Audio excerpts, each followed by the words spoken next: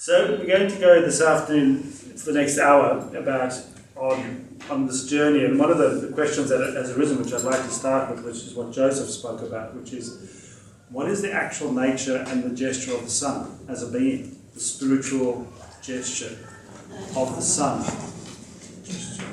And there's two words really that might epitomize that, and the one is generous. The sun doesn't choose who it doesn't want to shine upon. And therefore the other word is selfless. It just keeps giving. And I think for me those are two very important words about the inner nature of the sunbeam. Of course there's things like it can, the sunlight has actually become more aggressive recently as a result of humanity. The ozone's worn down and it causes skin cancer now. It burns more than it used to. Certainly burns more than the sunlight is more harsh now than it used to be. Sunlight has become more harsh. I don't know if you felt that. I find it very difficult to actually go out into the sun on a hot day. So I find it really eating into me. I had my 88th birthday recently, so I have an excuse. Oh, right. Since in the last years, if you just go and stand in the sun, you can feel that the quality of the light has become hardened. Really? Yeah, I think so. I mean, certainly, I just in my own experience of it from between my youth and now, I think it has. But this inner quality that in the sense of what this inner journey of our solar system is, I think the inner gesture of the sun is selflessness, which is a kind of like a quality of love. Yeah, so to be selfless. I'm doing this, I'm not shining for myself, I'm shining so that may happen. And I will be generous with it. I'm not going to hold back anything. I will empty myself of whatever I have, and I won't be judgmental on how and who it lands. Because you could imagine that if the sun decided to take a moral position, yeah, it would be very interesting on who the light would land and on who it wouldn't land, because who's deciding how to differentiate into which flower the sunlight. So it doesn't do that. It just gives this flowing of whatever's within it on a spiritual nature. So that's a kind of a starting point, because I think one of the sort of more, well, I don't know if that is scientific, I suppose, is we need to start seeing things holographically. I don't know if you know how holographics work. So a holographic picture is very different to our normal perception of things. Our normal perception of things says that this is whatever it is because it's a summation of parts. We always look at the whole as composed of parts. So if you look at a motor car, you look at all the parts, and you put that together and you get a motor vehicle. So the whole is a summation of the parts. But we actually have to start thinking differently. That the whole is always reflected in the part. The whole is always reflected in the part. So I am fully human because the human wholeness reflects itself in me. And the same human wholeness reflects itself in you. And therefore, if you change one part, the whole changes, which comes into what you were saying, that if you go to a particular place and you think about something, it affects the whole.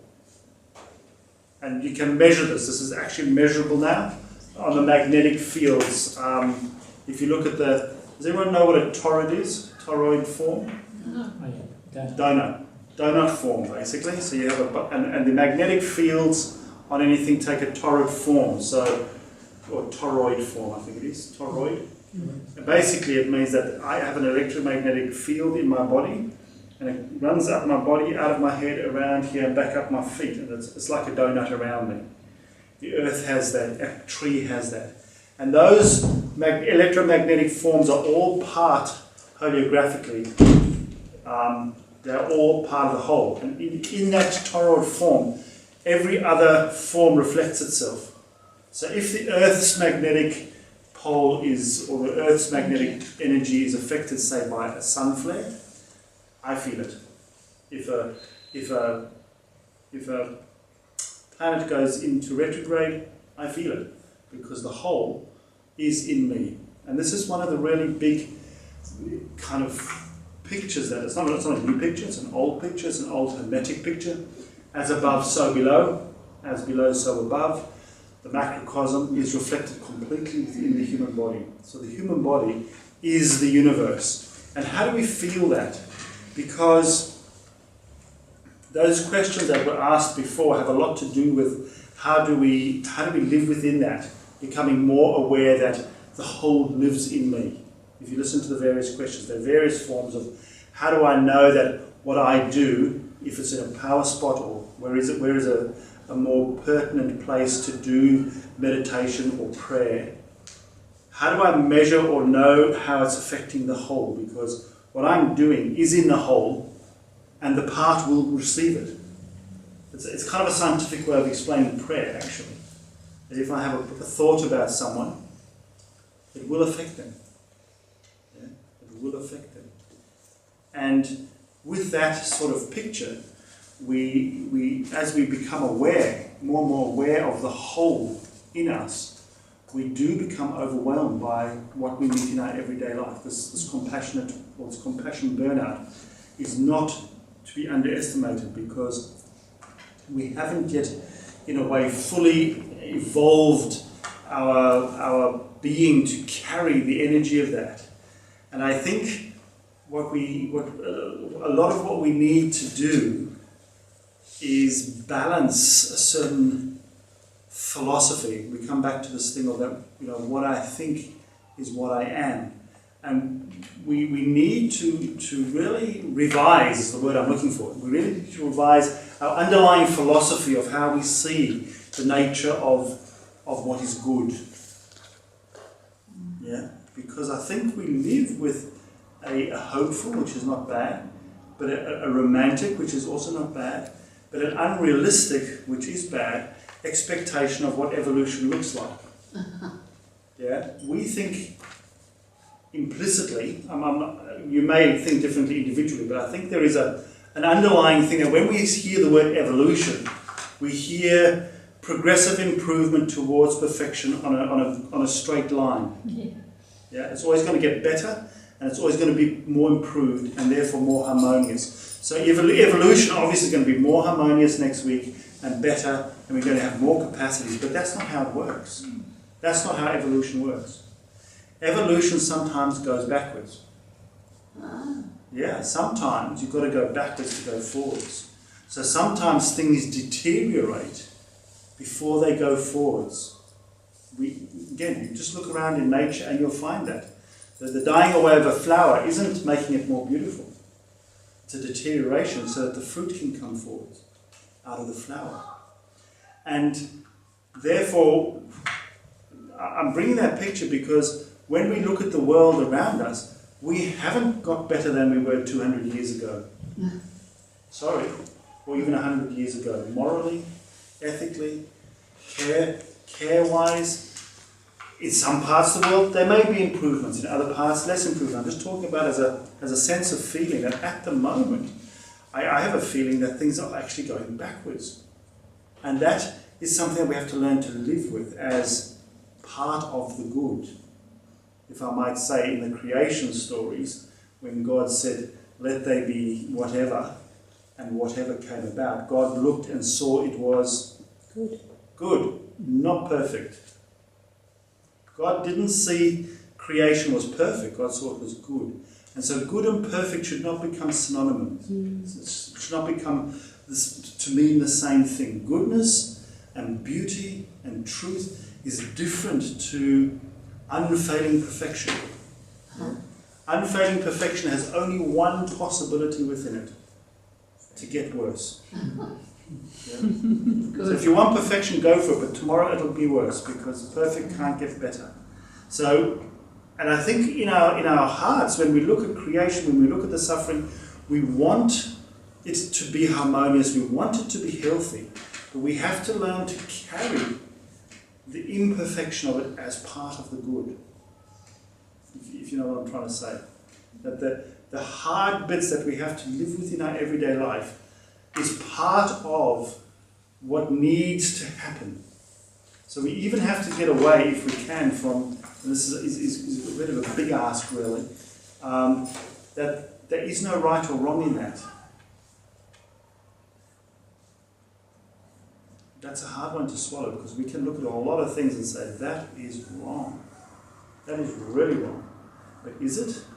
It's wrong from a certain point of view, it's wrong, yes. And it's important to make sure we know it's wrong from that point of view. But in this point of where the whole is flowing, sometimes we need the wrong to adjust another wrong. Two wrongs sometimes make a right. My mother said they didn't. I know. My mum said that too. My mum said that too. Two wrongs don't make a right. But even in the sense of truth, there is no longer just a singular truth. Yeah, you talk to a family who's caught up in a domestic violence situation, and if there's 5 people, there's 5 true stories of what's going on, and they are all right. Even though someone might be duplicitous or completely deluding themselves about that rightness, we have to learn to allow truth to become multiple truth. And that's a very uncomfortable situation for us to live in. And so we need to find a place, and this I think is where a lot of the questions that were asked before possibly have a common content or a common possibility within them, is that we need to find a place where those things that we yearn for, like the harmony, the health bringing, the improving change, the sense of well-being and health, if we think of the Buddhist meditation of metta, everything deserves wellness and well-being and kindness. And how do we create that? Where can we create that from? It'll be very difficult, more and more difficult, to go to an external place that will give that to us. So the Sun mystery, or the mystery center, is more and more in my authentic self. At the altar at Easter, we hear this. It says, the grave is empty, the heart is full. So the Easter mystery is about the mystery centers have actually moved into the human being. The heart is full. And then it even says, the grave of the soul opens. So we have to swallow that our souls, in a way, are grave-like. But not only that, but the grave of the soul becomes an altar at which the Christ can offer into the world out of the spirit light of the human being. So the place of action, the place from which the Christ being, the sunlight, if you want to put it in those terms, can work into the world around us, is from the altar of my heart. That is where I must find the spiritual sun being. And that spiritual sun being, and the festivals question that you asked about, is really important in being able to build this temple of my heart into a place where the most variegated human soul in its archetype can actually bear whatever the world delivers into my heart today. So the heart has to become, our heart, our soul, our mind, has to become this chalice where we can receive the substance of the world, and that substance isn't only pure substance. That is the part of the mystery of resurrection. The mystery of resurrection, if we talk about it in a certain sense, if we look at the mystery of the resurrection of the Christ, and we follow that through to where the Christian church starts to talk about the resurrection of the body, at the end of time, where we're all going to come out of the graves at the end of time. What is the resurrection of the body? If we take that back to its original spiritual gesture, it means the spiritualization of matter. So where do we actually re-spiritualize matter? Where is the power spot that I can go and pour the substance of the world into? Is in the chalice of my heart. And again, in the act of consecration which we have at the altar here, we are given the substances that we can bring. And it's very interesting to watch during the service We pour in wine and water into the chalice, but we don't talk about wine and water. We actually talk about our thinking, our feeling, our strayings, our denials, our weaknesses. We are asked actually to pour our unworthiness into the substantiality of whatever's happening in the sacramentality of the altar. If we take that as an archetype of what's coming to us as humanity as a future and place it in the locus of our heart, we can say that our soul becomes this chalice where all the iniquities of what we meet in the world flow in. The question is our chalice strong enough not to crack? That, I think, is part of the question, is how do I just hold that, because my grief will crack me open. Yeah? If I just take in all the stuff, where do I place it? The problem, I think, or part of the problem that I think we face, is that we think we have to carry it. We actually are so isolated in our individuation process that we don't realize that we have a divine priest within us who stands at the altar of our soul. We could call this the Christ itself, or the spiritualized human within us. We could say the archetypal human being within us. And this human being that is idealized, who stands in a way, and Paul says it, not I, but the Christ's I within my I. So my higher self, my true self, is the priestly quality within my soul. And that's not masculine or feminine, it's beyond gender. Every human being has this. And you could even say every animal, every tree has this capacity to stand at an altar of my soul with this chalice of human suffering in front of me.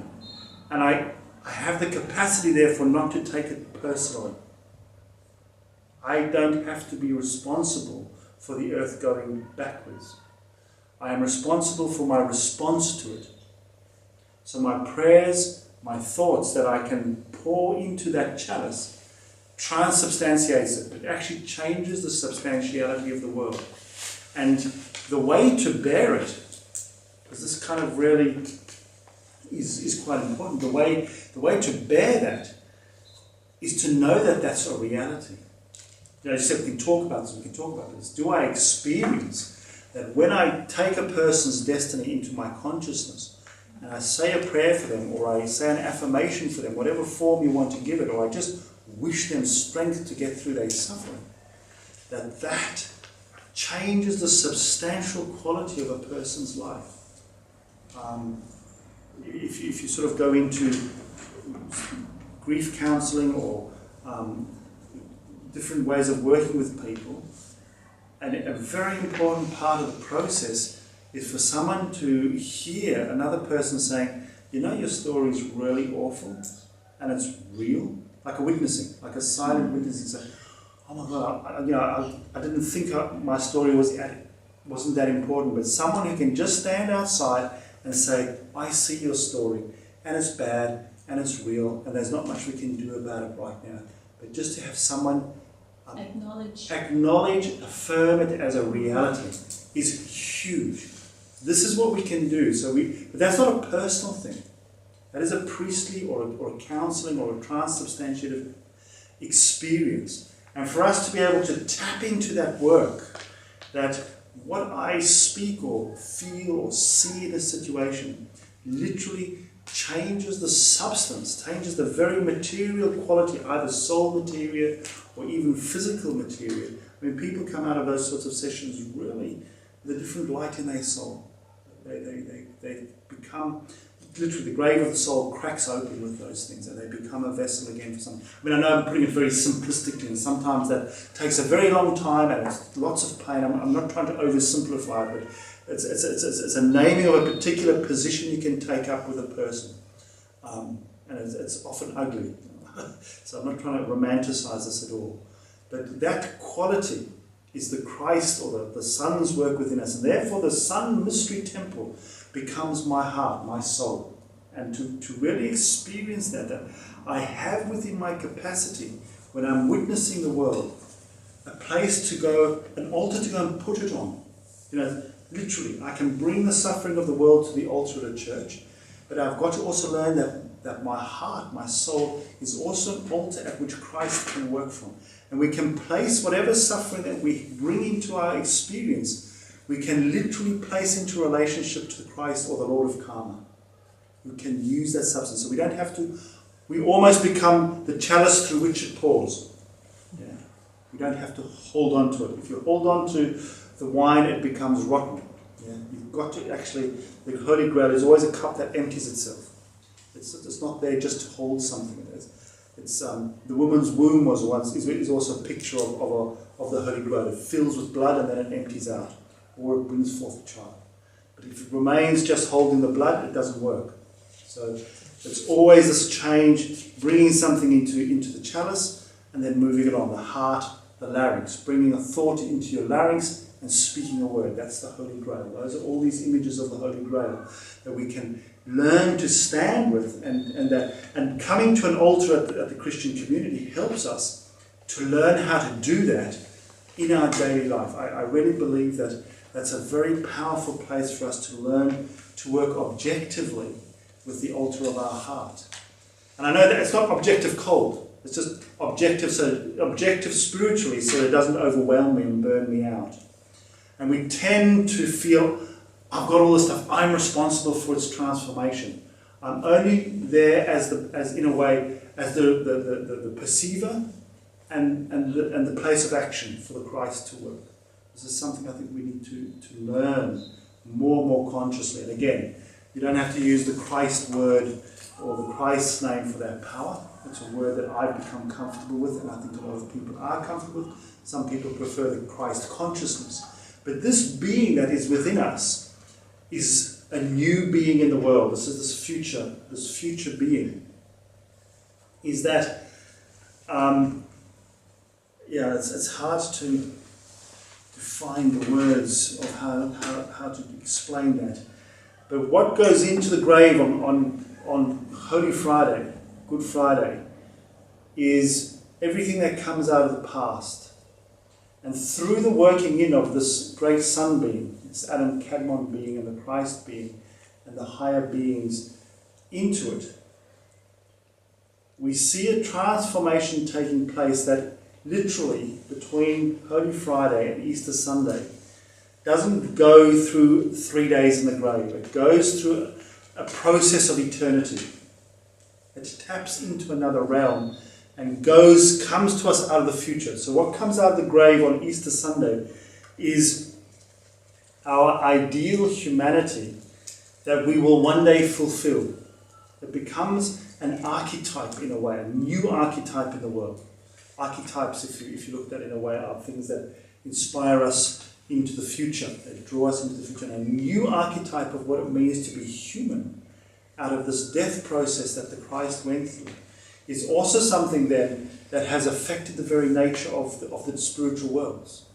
If we take Rudolf Steiner, he says that the spiritual worlds didn't actually know what it means to die before a God died. I mean, that's just, these things, you just got to kind of take them on. You could always say, prove this is what science wants us to do. But if you just take on that fact that up until 2,000 years ago, the creator spirits did not know what it meant to die. And so when a God actually came to the earth and experienced death, they gained a new knowledge.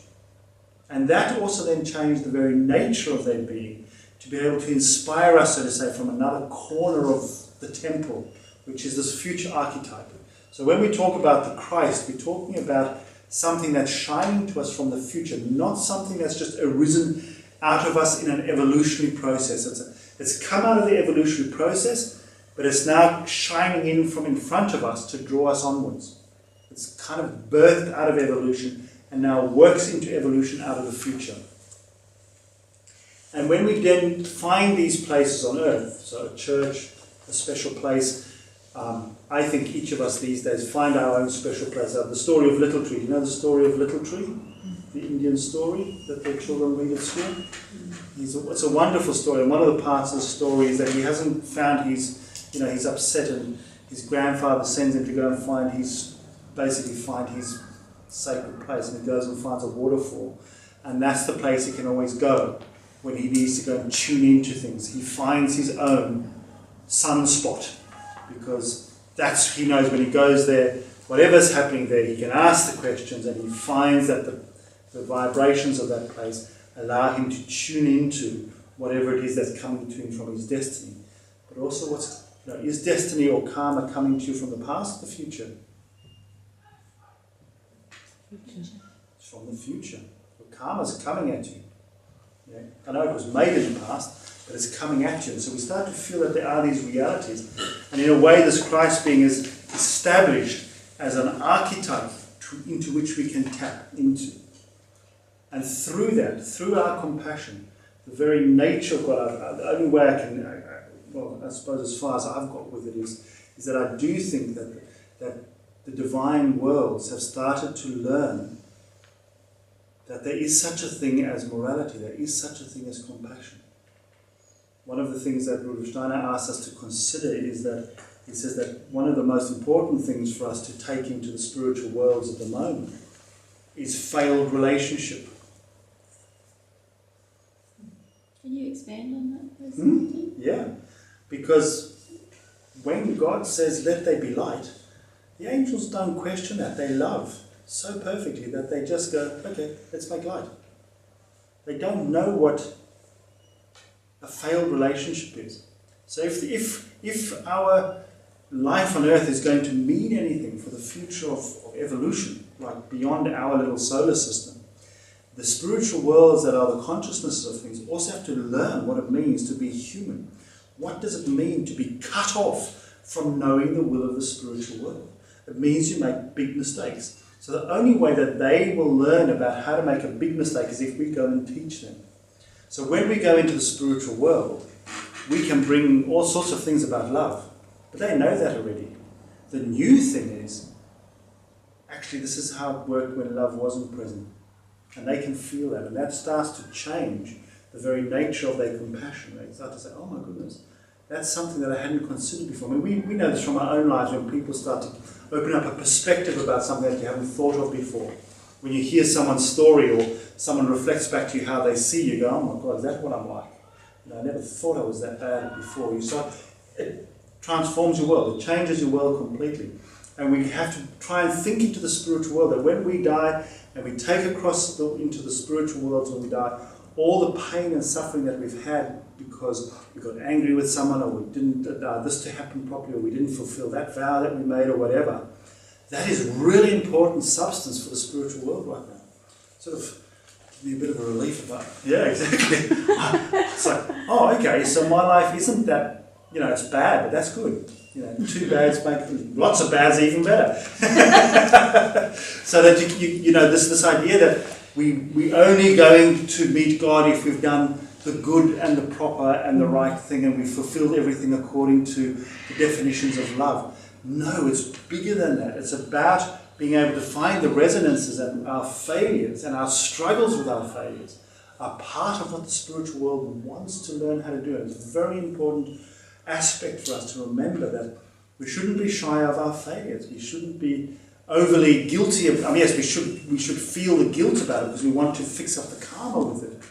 But the actual quality of the substance that we carry across is a huge growing in the wisdom of the spiritual worlds. So when we look at that this is what Rudolf Steiner calls anthroposophy, human wrought wisdom. So human wrought wisdom means the wroughting is wrestling with your failures through your humanity. And the wisdom is what then changes. He says what we carry across into the wisdom matrix of the goddess is wisdom that hasn't been there before. So it's not a resurrection of old indigenous wisdom. They knew things that we will know too. But it's about that there's this inner gesture that the nature of love has changed. And what we do by wrestling with that, by not coping with what gets given to us in life, by learning how to become stronger and more able to respond to those things, that is literally the alchemical oven of these capacities of compassion. I know I'm sort of dancing around it because you can't say, do that. If you want to say, do that, suffer, and suffer well. But make sure that it's bound up into knowing that it is out of this this being, this being of our humanity that we call the Christ being, into which and through which, in fact, in the act of consecration of man, we say that this can happen in us and through us. So not in God and through the angels. We want rescue parties. We still want rescue parties. They are no more we are the rescue party now. And if we start to be the rescue party, then in us and through us, this being, this sun being, so we become the mystery center. We become the custodians of the mystery temple. And we need to then learn how to hear the sun at midnight ourselves, into which the festival's question is really important. So where do we tune in to actually attune ourselves? Or if I want to put it in the context of what I'm saying, where do we tune in to tune the cosmos to what we're feeling? Puts a lot of responsibilities on our shoulders, and we're going to mess up. So that's why community is important. That's why meditation is important. That's why prayer is important. That's why actually having conversations about these things with each other, so we can keep ourselves a little bit buoyant in it and saying, yes, I know that there are people who are working on this together, and that in a way gives us a breath to be able to hold it. Again, I suppose put simply, let's look to the positive, but let's make sure that the linkages between people who are doing light work, whole of the community. So my coming to communion here might help someone in Japan. Purely because I stood at the altar, someone may get an effect. We can't measure that, and in a way it's selfish to want to measure that. But this is how we have to start feeling that whatever I do ripples out beyond my experience. And how can I start? And that, I think, gives us a lot of the courage, Julie, to get beyond the isolation, and that is we can connect imaginatively at first to other people at work. And when we start to experience that as a reality,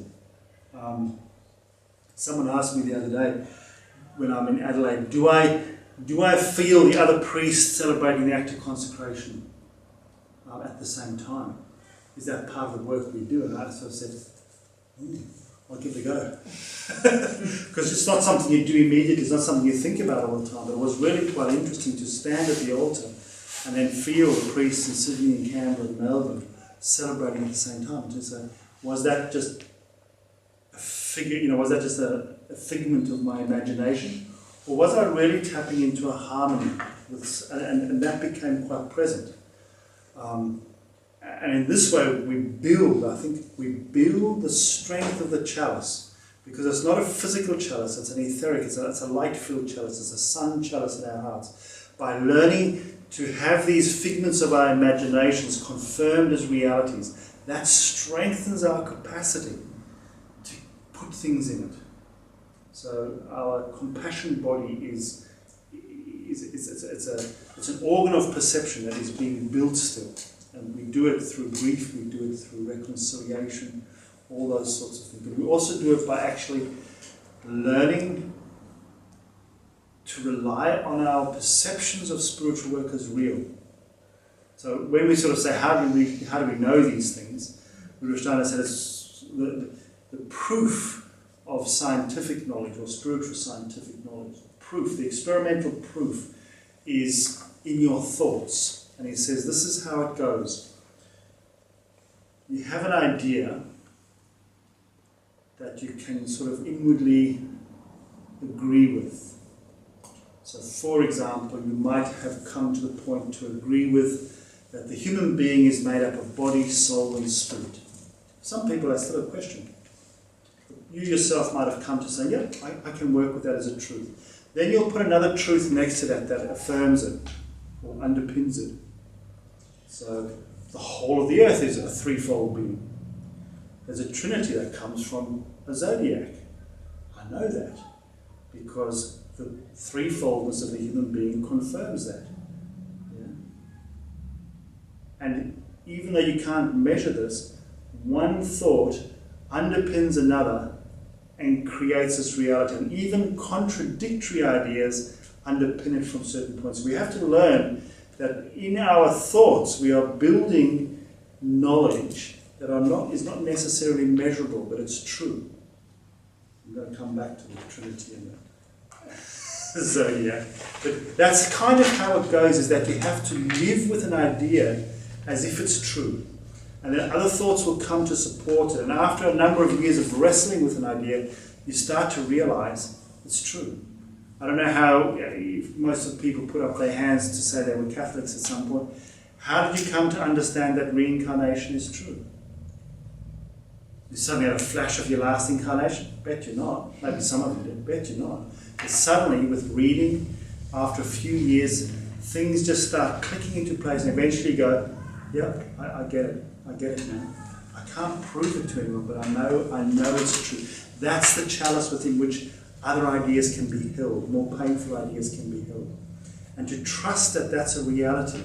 And that chalice is a Christ vessel.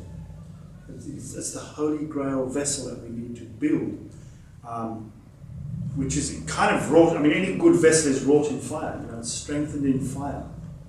So that's the kind of direction I go with those questions. That the sun mysteries at first were right out there, looking at the spiritual being of the sun. It then changed a few thousand years ago to seeing the sun being moving into the earth. And we get then also a duality, say in the Zarathustran teachings of light and darkness, polarities. It then moves into a Trinitarian thinking, Osiris, Isis, and Horus, the three gods, or the Trimurti of Hinduism. We start to see the Trinities starting to come into place. But then, with Christ, in the Christ mystery, something new enters in. It takes a fourth step. That we think that it just that Mithras, for example, is not the same story as the Christ story. They're similar because they're Trinitarian. But when Christ enters into the Jesus body, the sun mystery changes it. It acquires a fourth aspect. And this fourth aspect of the sun is what is known as personality. Yeah? So your personality, everything of the sun mysteries has to be wrought inside a personality. That's what happened 2,000 years ago. That there's a fourth step that's happening in the sun mysteries. And now, since the last couple of hundred years, a fifth step. So since the beginning of the fifth post-Atlantic cultural epoch, a fifth step in the birth of the light is taking place. And that is taking place within our intellect. So in our thinking, the light is being born in our thinking. So at first we wrestle with these ideas in our personality, and then we bring it into our thinking, and through our intellect, and let's not be shy of intellect. Intellect merely means analysis and reason. So we analyze things, and then we put it together reasonably again. So we apprehend something, we analyze it, and then we create a hypothesis, a working theory or an inner logic of what we do by synthesizing all the ideas together. That's anthroposophy, basically. And in there, in how we think about things, that then manifests through us in how we do things in the world. So the same as what I said at the beginning about the dream, we have a thought within us that has a certain light form within it, that has a desire to manifestation, and out of our will, we bring it into the world. That's what compassion is. Love in action. Love in action. It goes beyond empathy. So compassion is still quite young.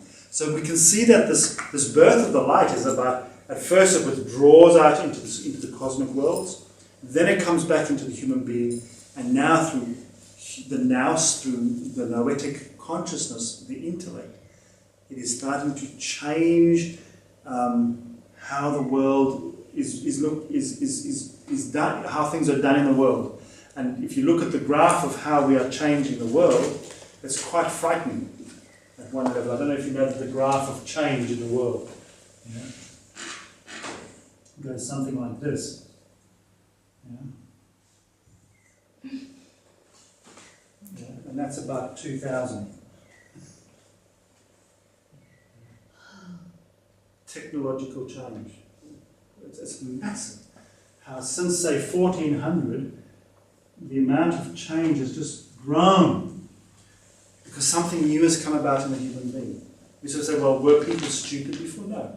They had a completely different relationship to the forces of creativity in themselves. And since this movement of the sun into our intellect has started, if you look at the old the old threefold son. They used to call it the physical son, the intellectual son, and the spiritual son. They used to call it the intellectual son.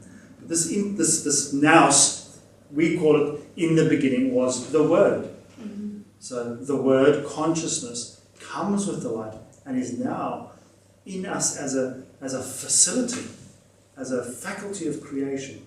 And we need to hone in on that and meditate about that. So our spiritual practices, going to sacred sites, all these things that we've been talking about are really important, primarily to allow us to attune to the sun forces in our consciousness, so that we can then resonate back into the sacred space, wherever it is, and that then holiographically resonates throughout the whole of creation. But it's something completely new. I think this is what's really important. In the old mysteries, when people did corroborees, they re-enlivened the sun forces in the earth. Now we are birthing, that's still important, that's not gone. That's still important for us to maintain the old forces from the past, so that we have the matrix of life going. But now we're inscripting something new into it. The question is what? What are we inscripting into it? And I think that is where we tune into this, the idea that is within our Trinity, that has come from a previous zodiac. I'll say something on that. So I'm pumping a lot in. When you start to create out of the old dreaming, we are asked to imagine them as 7 of them, the rainbow serpent, I suppose we could call them, if we wanted to.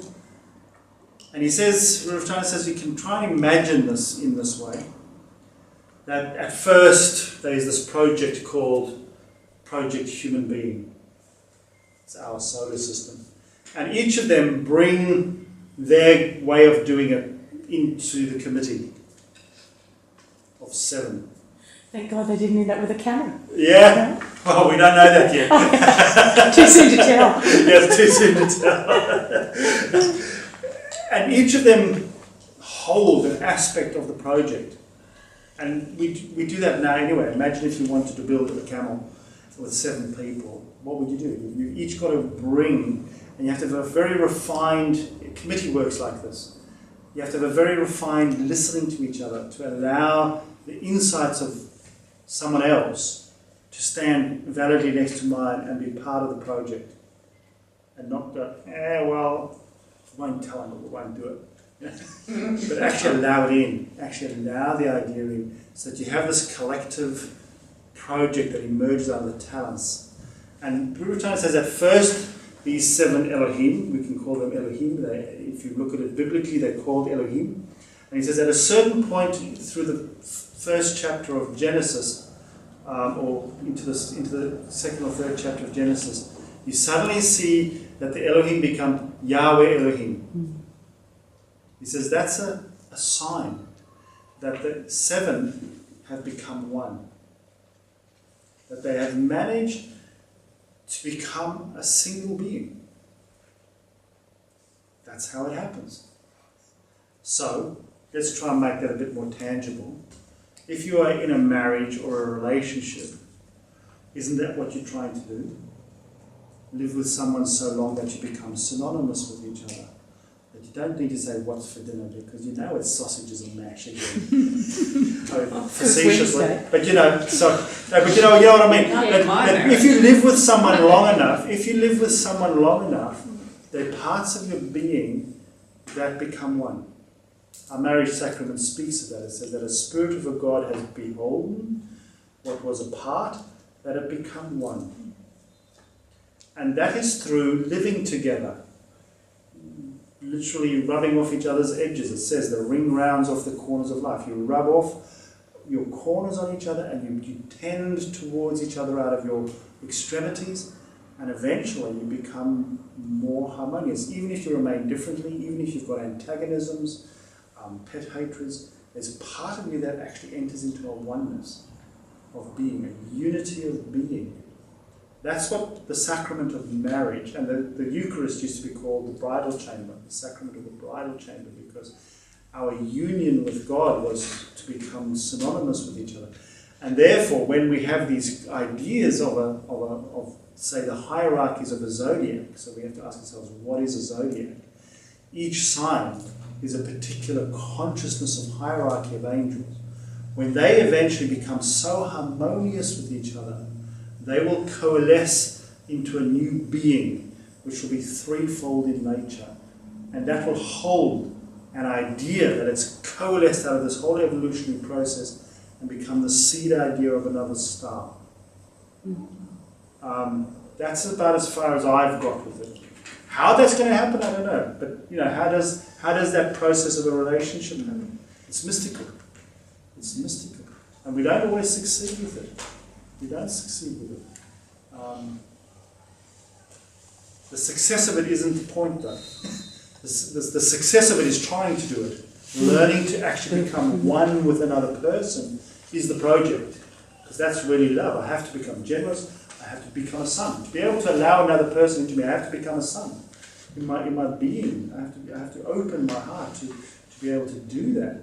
And we find that painful. We are not good at that yet.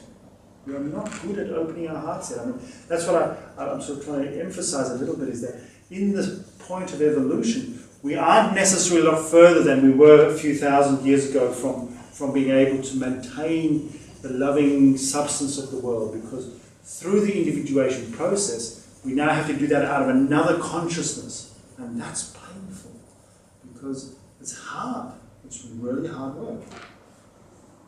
Sorry. So that's kind of a little bit of all the things I want to say. I know there's a lot of other things that we could cover about actual places in the world where the sun forces might be stronger. I imagine, well, my experience of it is that when you go to places, that's what you try to do. You try and tune into, is this landscape here more influenced by the moon? Is this place more influenced by the sun? Is this place more influenced by a particular star form? You can ask people who have wisdom traditions to tell you about that. But my experience is that if we tune in a particular way, or in particular ways, which is about slowing the intellect down, how do we slow the intellect down? By meditation or just sitting with a tree or whatever, and you start to ask questions of the place, you actually find answers. It's trusting another way of knowledge than measurements. Women are much better at this. Because it's intuitive. Do you want to, would you like to share with us your personal experience at Tinton, where is it? Tintagel. Yeah. Would I like to share that? I can. Are we still recording? Yeah.